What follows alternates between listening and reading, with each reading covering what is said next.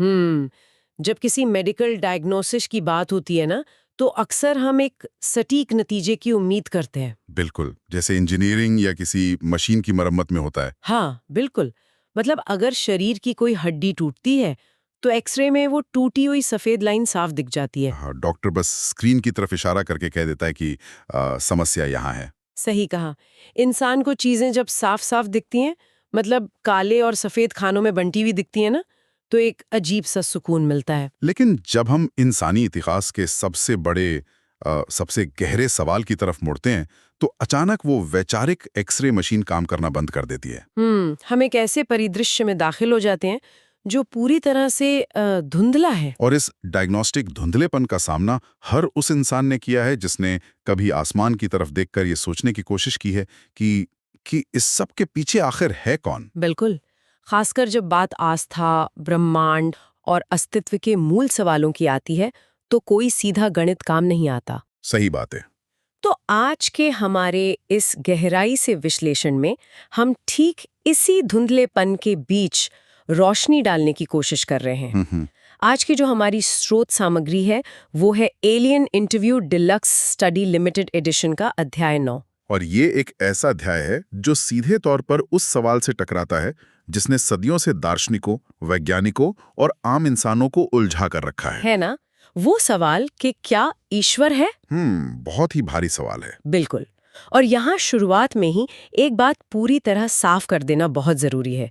इस विश्लेषण में धर्म, आस्था और ईश्वर से जुड़े बेहद संवेदनशील विषय शामिल हैं। हाँ, और हमारा उद्देश्य किसी भी तरह से किसी धार्मिक विचारधारा का समर्थन करना नहीं है। बिल्कुल नहीं। हम यहाँ किसी आस्था पर कोई फैसला सुनाने नहीं बैठे हैं।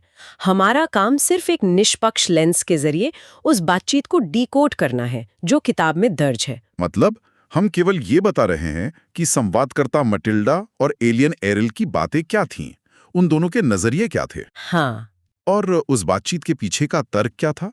यह स्पष्टीकरण बहुत जरूरी है क्योंकि स्रोत सामग्री में जो विचार पेश किए गए हैं वो बहुत सी स्थापित मान्यताओं को सीधे चुनौती देते हैं। हाँ, अगर हम पिछले विश्लेषण के संदर्भ को याद करें तो उसमें एरिल ने कर्म और ऊर्जा के नियमों को समझाया था, है ना। हाँ, उसका तर्क ये था कि ब्रह्मांड में कर्म का नियम कोई सजा देने का तरीका नहीं है, हाँ, बल्कि ये भौतिक विज्ञान के नियमों की तरह एक संतुलन है। बिल्कुल। हर क्रिया की प्रतिक्रिया होती है और उसी संतुलन की नींव पर आज के अध्याय की बातचीत टिकी हुई है। तो मटिल्डा, जो खुद 1940s के दशक के अमेरिका में एक पारंपरिक चर्च के माहौल में पली बड़ी थी, वो अपनी डायरी में लिखती है कि उसने बहुत झिझकते हुए एरिल से वो सीधा सवाल पूछ ही लिया कि क्या कोई भगवान है जिसने इस ब्रह्मांड को बनाया। हाँ, और मटिल्डा की उम्मीद थी कि जवाब हाँ या ना में मिलेगा। लेकिन एरिल का जवाब इतना अलग था कि उसने मटिल्डा की पूरी वैचारिक नींव को हिलाकर रख दिया। एरिल ने ना तो सीधा हाँ कहा और नहीं नहीं। एरिल की प्रतिक्रिया बहुत ही जटिल थी। उसने कहा कि वो भगवान शब्द का अर्थ उस तरह से नहीं समझता जैसा इंसान समझते हैं। अच्छा। हाँ, लेकिन उसने ये भी कहा कि इंसान जिस चीज को इस नाम से पुकारते हैं उसका अस्तित्व जरूर है। लेकिन पेच ये है कि वो चीज वैसी बिल्कुल नहीं है जैसा इंसान आमतौर पर कल्पना करता है ना। बिल्कुल।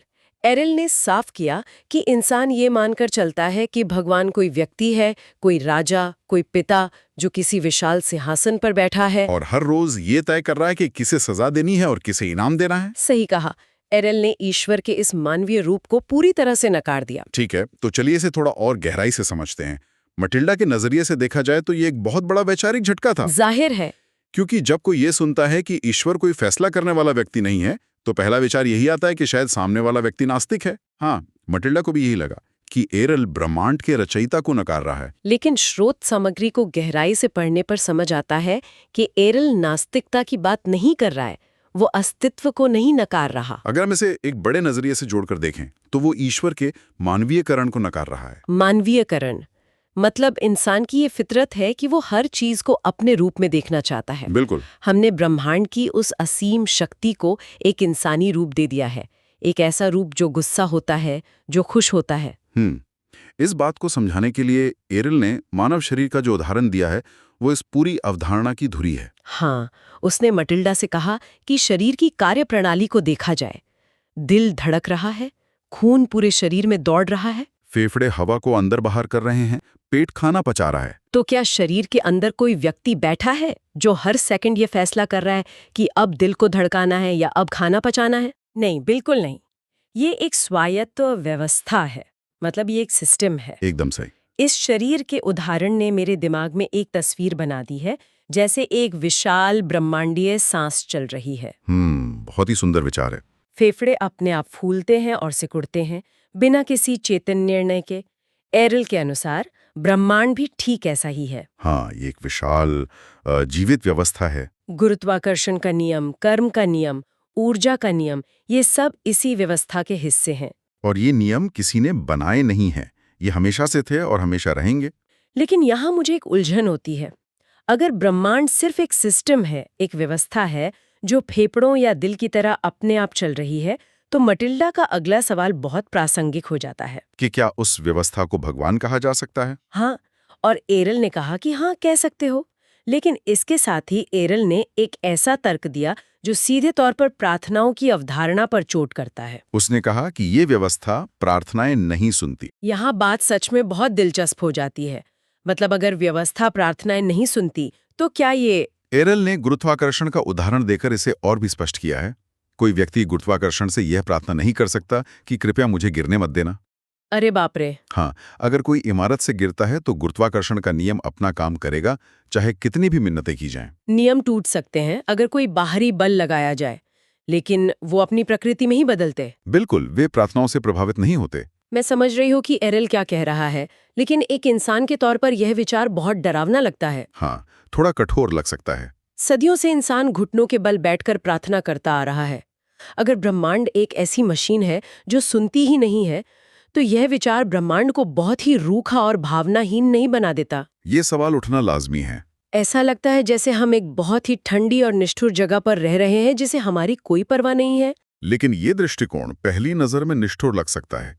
अगर इसके पीछे की तार्किकता को समझा जाए तो ये निष्ठुरता नहीं बल्कि पूर्ण न्याय है। पूर्ण न्याय? कैसे? कल्पना की जाए कि अगर कोई भौतिक व्यवस्था प्रार्थनाओं या भावनाओं के आधार पर अपने नियम बदलने लगे तो क्या होगा? तो शायद अराजकता फैल जाएगी। बिल्कुल। अगर गुरुत्वाकर्षण किसी एक व्यक्ति की प्रार्थना सुनकर उसके लिए काम करना बंद कर दे तो पूरे ब्रह्मांड का भौतिक ढांचा ढह जाएगा। ये बात तो है। इसलिए इस व्यवस्था का भावनाहीन होना दरअसल इसकी निष्पक्षता का प्रमाण है। ये हर किसी के लिए हर समय एक समान है। ये निरपेक्ष न्याय है जहाँ किसी के साथ कोई पक्षपात नहीं हो सकता। एकदम सही। ये मटिल्डा के लिए एक बहुत गहरा एहसास था। उसकी डायरी से पता चलता है कि उसे ये महसूस हुआ कि उसकी बचपन की आस्था पूरी तरह से झूठी नहीं थी, बल्कि वो अधूरी थी। उसने उस व्यवस्था को तो पहचाना था, लेकिन उसे एक गलत रूप दे दिया था। पर यहाँ एक और बड़ा विरोधाभास पैदा होता है। क्या? अगर व्यवस्था प्रार्थनाएं नहीं सुनती, अगर वो कोई व्यक्ति नहीं है जो किसी से बात कर सके, तो मानव इतिहास के उन तमाम मसीहाओं और पैगंबरों का क्या? बहुत ही तार्किक सवाल है। मटिल्डा ने भी एरल से यही पूछा कि क्या मूसा, यीशु, मोहम्मद जैसे लोग जिन्होंने ईश्वर से बात करने का दावा किया, क्या वे सब झूठे थे? एरल ने उन्हें झूठा नहीं कहा। उसने एक बहुत ही दिलचस्प शब्द का इस्तेमाल किया, सचेत, यानी कॉन्शियस। अच्छा। एरल के अनुसार ये ऐतिहासिक हस्तियां आम इंसानों की तुलना में कहीं अधिक सचेत थीं। उन्होंने इस ब्रह्मांडीय व्यवस्था की गहराई और इसके काम करने के तरीके को महसूस किया है ना? हाँ, उन्होंने जो अनुभव किया वो उस व्यवस्था के साथ एक गहरा जुड़ाव था। तो इन सब का असल मतलब क्या है? अगर उनका अनुभव सच्चा था, तो आज दुनिया में इतने अलग-अलग धर्म क्यों हैं और उनमें इतनी विसंगतियां क्यों हैं? यहाँ जो बात सबसे ज्यादा हैरान करने वाली है वो ये है कि एरल ने इसे मानवीय गलतियों और सत्ता के खेल से जुड़ा। इस पूरी प्रक्रिया को समझने के लिए मुझे टेलीफोन के खेल की याद आती है, जिसे कुछ लोग चाइनीज विस्पर्स भी कहते हैं। हाँ, बिल्कुल सटीक एनालॉजी है। इस खेल में एक व्यक्ति दूसरे के कान में कोई बात फुसफुसाता है, दूसरा तीसरे को, और जब तक वो बात 10वें व्यक्ति तक पहुंचती है, मूल संदेश पूरी तरह से बदल चुका होता है। मटिल्डा और एरल की बातचीत भी कुछ इसी तरह के ऐतिहासिक पतन की ओर इशारा करती है। मतलब धर्मों के साथ भी यही हुआ? हाँ, एरल ने मटिल्डा को समझाया कि जब उन सचेत व्यक्तियों ने व्यवस्था के अपने गहरे अनुभवों को आम लोगों की भाषा में ढालने की कोशिश की, तो शब्दों की सीमाओं के कारण बहुत कुछ पीछे छोड़ गया। और फिर जब दशकों या सदियों बाद उनके अनुयायियों ने उन बातों को लिखना शुरू किया तो और ज्यादा गलतियां हुई। लेकिन सबसे बड़ा और खतरनाक बदलाव तब आया जब सत्ता में बैठे लोगों यानी राजाओं और शासकों ने इन ग्रंथों को अपने हाथ में लिया। अरे बाप रे! उन्होंने इन दार्शनिक विचारों का इस्तेमाल लोगों में डर फैलाने, सत्ता कायम करने और समाज को नियंत्रित करने के लिए एक हथियार के रूप में किया। मटिल्डा के लिए ये समझना जरूरी था कि फिर सही रास्ता क्या है।